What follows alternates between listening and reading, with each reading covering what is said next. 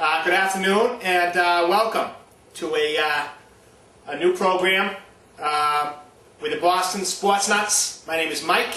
Good afternoon, I'm Bobby. We're coming to you from Revere Beach.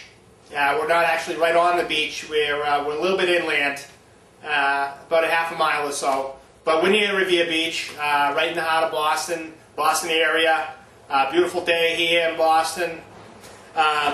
And we're coming to you with a new program which actually arises out of some unfortunate circumstances. And forgive me if I have a little trouble getting through this. Earlier this week,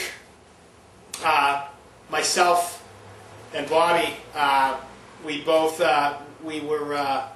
banned from WEEI, Red Sox Radio Network. That's the sports radio station in the Boston area. Basically the long and short of it is that we call too much. They were sick of us, and I guess I called maybe this was back in mid-July. I called Dennis and Callahan 5 or 6 times for one show. I called the next day 7 or 8 times. Called Dale and Holly, same amount, big show. It was an all-day thing. They got very upset. They started with some verbal warnings. They said that I called 14 times in the course of a half an hour. I'm not sure about the veracity of that claim. However, we're moving forward. You take responsibility for the mistakes you made. I called too much. I admit that. You know what, Mike, there's nothing wrong with that. It's your right. I was similarly banned. I drafted 47 emails to Ask Nick Cafato of the Boston Globe. No responses. I got 3 this morning, 1 from the Watertown Police Department, and 2 from Cafato's aides, threatening me with a restraining order. He couldn't even call you himself. Not even himself. You know what? A little respect as a fan. Secondly, furthermore, I cornered Peter Gammons outside of Fenway Park after the other week's game against the Minnesota Twins. And this is a little hard for me, because Gammons is he's a mainstay, all right, of the Sox. Cornered him, relaying my ideas about the Sox situation, presently, and I was ushered away by security. All I want to do was tell him some of my thoughts on the Sox and have him, possibly relay it to ESPN, to the Globe, to the Sox, whomever, whatever. And I got none of that. I was ushered away. But the surrounding public who was witness to that scene, I think the point was taken. I think the point was made across, Well, Red Sox Nation, the word gets around very quickly. Very quickly. As a result of the recent events, Bobby and I are both boycotting Nick Cafato's column in the Globe. We're sending a message to the Boston Globe that they cannot do this. Nick Cafato cannot do this. We encourage you all to boycott Nick Cafato's column. So the real reason why we're here is as an opportunity to share some of our opinions about the Boston Red Sox and Boston sports in general with you and with Theo Epstein, the GM of the Boston Red Sox, Tito Francona, the manager, as well as the organization in general, and also with you, Red Sox Nation. Of course, the thing that's on everybody's mind this week, and this is really what we were calling and writing about as well, was one thing: Manny Ramirez is no longer a Red Sox player.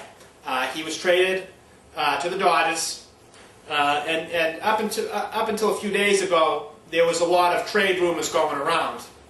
And so, we decided to create a part of our show that's called Theo, Are You Listening? And this is an opportunity for us to share some of our trade ideas, as well as some of the structuring of the organization, the ideas we have about that, with Theo with the management. Sure, sure. So the Manny deal is done. You know, it's over. It's you know, they got a good deal. They got Jason Bay. You know, we're going to support him. We welcome him with open arms. Open arms. You know, he's going to come here, and you know, he's going to be a good player. However, what I was trying to convey in all those phone calls that I made was a deal that I had come up with that I would like to share now, and I hope Theo's listening. It's a good deal. Good deal. Thank you. You know, I spent a long time looking at the lineups. I logged onto my fantasy baseball team, and I looked at the statistics. You know, the home and the road records and so forth. And the deal that I would have proposed, and again, I hope Theo's listening, is Manny Ramirez, obviously, Lowry, the shortstop, Coco Crisp, Manny Del Carmen, Hanson, Lugo, Moss, and you know, whoever else they want to throw in there. You know, if there's a prospect, you know, if they're not playing with the club now, how valuable can they be? What's the difference? And you know, they throw in a couple prospects, then those 7 guys, and in return, they got Troy Tulowitzki and Torrey Alba, the catcher, and Matt Holliday, one of the most powerful and feared hitters in the league. And you know, I don't see any reason why either team wouldn't do that deal. It's a good deal for both sides. Both sides get what they need. Both sides strengthen their lineups. Red Sox shore things up. And you know, if Colorado doesn't like it, or if there's some questions about that, you know, I had suggested this many times, but doing a trade or a swap, if you will, of third base coaches. Okay, this is something that's an innovative way to look at a trade, which really hasn't been explored very much.